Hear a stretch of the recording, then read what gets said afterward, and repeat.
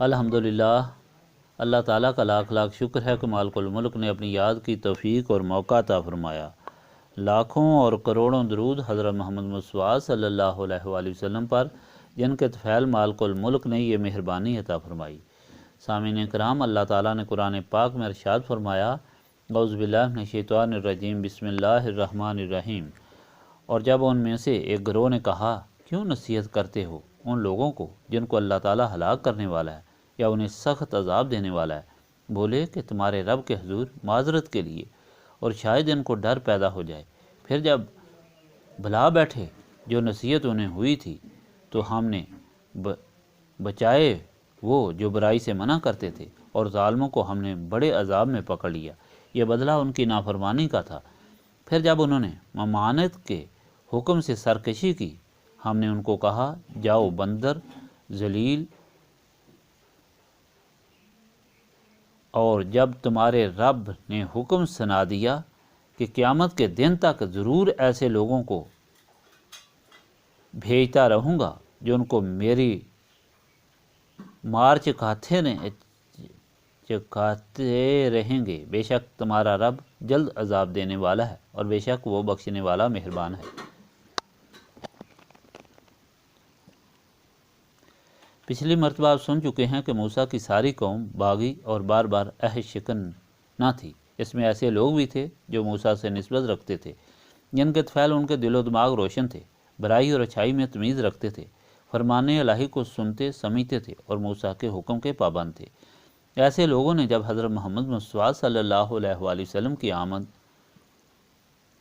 ہوئی تو انہیں فوراً پہچان لیا اور حضور پاک صلی اللہ علیہ وآلہ وسلم کی غلامی میں داخل ہو گئے۔ لیکن ان میں اکثر لوگ ایسے تھے جو ہمیشہ گمراہ رہے، موسیٰ کے وقت اور بعد بھی، اور نبی پاک صلی اللہ علیہ وآلہ وسلم کے وقت حضور پاک صلی اللہ علیہ وآلہ وسلم سے دشمنی رکھنا اپنا فریضہ سمجھتے تھے۔ ایسے لوگوں کا حال یہاں فرمایا جا رہا ہے کہ یہ اتنے بدبخت تھے، جب ان کو معافی مل جاتی اللہ تعالیٰ کی مہربانی کے سبب پھر بگڑ جاتے۔ ایسے لوگوں کو سزا یہ ملی کہ وہ طیہ کے میدان میں بھوکے دھوپ میں سرگرداں پریشان رہے۔ پھر ان کو معافی ہوئی، ان کو سایہ بادلوں کا عطا ہوا، من و سلوہ ان کے لیے آسمان سے اترا، اور ان کو حکم ہوا کہ اب اس شہر فلسطین میں داخل ہو جس میں انبیاء جن کی بدولت وہاں دن رات اللہ تعالیٰ کی رحمت کی بارش برستی ہے، تاکہ تمہارے گناہ دھل جائیں اور تم صاف اور پاک ہو جاؤ۔ لیکن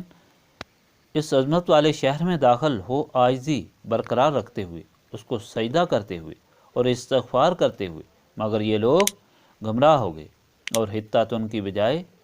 ہنتاتن کہتے داخل ہوئے، یعنی بجائے معافی کے غلہ مانگتے داخل ہوئے۔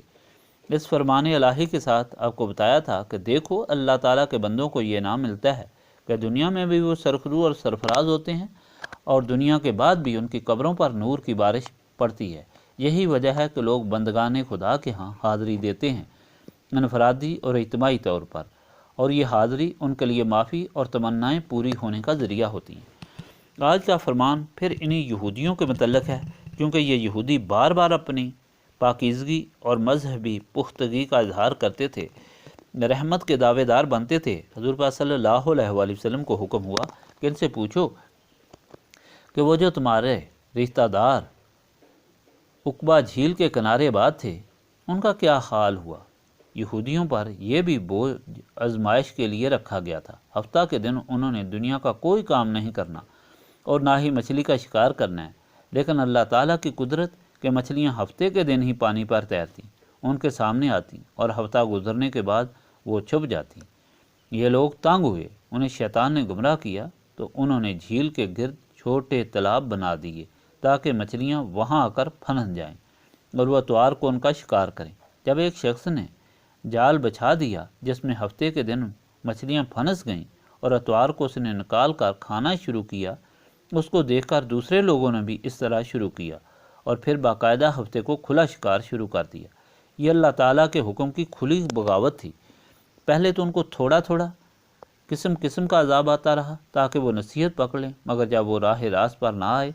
تو اللہ تعالیٰ کی ناراضگی پھر ہو گئی۔ پھر اللہ تعالیٰ نے فرمایا، جاؤ ذلیل بندر بن جاؤ، چنانچہ وہ لمبے لمبے دم والے بندر بن گئے جن سے سخت بدبو آتی تھی۔ جس طرح پہلے آپ کو بتایا کہ سب لوگ ایک جیسے نہ تھے، ان میں ایک ہی جماعت تھی جو ان حرکات سے ان لوگوں کو منع کر رہی تھی، اور ایک ایسی جماعت تھی جو ان کے حرکات کو برا جانتی تھی، مگر منع اس لیے نہ کرتی تھی کہ یہ ماننے والے نہیں، خدا کے عذاب میں گرفتار ہیں۔ ان سب کی ان باغیوں سے خفگی تھی، اس لیے ان کی رہائش بھی الگ ہو گئی اور درمیان میں ایک دیوار چن دی گئی۔ چانچہ جس دن وہ بندر بن گئے اور وہ باہر نہ آئے، لوگوں کو تعجب ہوا کہ ان کو کیا ہوا۔ آواز دی گئی مگر جواب نہ آیا۔ پھر دیوار پھلانگ کر اندر گئے تو دیکھا کہ وہ بندر ہیں اور رو رہے ہیں۔ وہ اپنے رشتہ داروں کو پہچان گئے، ان کے پاؤں پر منہ رکھتے فریاد کرتے تاکہ وہ ان کے لیے معافی طلب کریں، مگر ان سے سخت بدبو آتی تھی۔ ان کے لیے ان کے رشتہ دار ان سے نفرت کرنے لگے اور دور ہٹ گئے، اور یہ لوگ 2-3 دن کے بعد سب مر گئے۔ اب علماء میں یہ بحث چھڑ گئی کہ عذاب میں کون لوگ آئے اور بچے کون۔ جن لوگوں نے منع کیا وہ تو یقیناً بچے، اور جنہوں نے جرم کا ارتکاب کیا وہ عذاب میں مبتلا ہوئے، مگر وہ لوگ جو چپ رہے اور ان سے نفرت کرتے تھے، ان کا کیا انجام ہوا؟ آیا وہ بھی عذاب سے بچے یا عذاب میں گرفتار ہوئے؟ اس کے متعلق کئی احادیث ہیں، اور اکثریت کی رائے یہی ہے کہ وہ بچے۔ حدیث پاک میں ہے، اگر کوئی برا کام ہوتے دیکھو تو فوراً ہاتھ سے روک دو،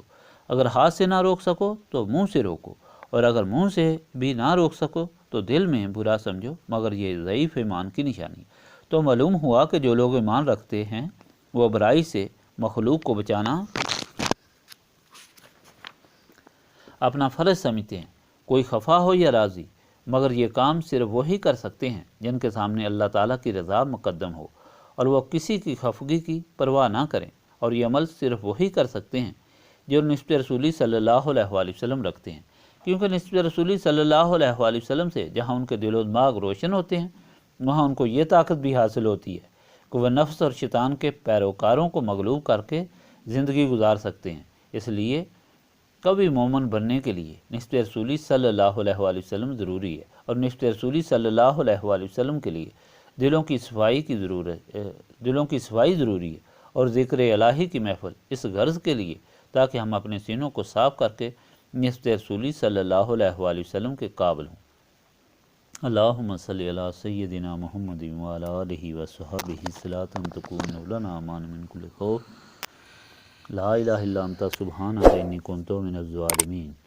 استغفر اللہ العظیم الذی لا الہ الا هو الحی القیوم واتوب الیہ، استغفر اللہ العظیم الذی لا الہ الا هو الحی القیوم واتوب الیہ،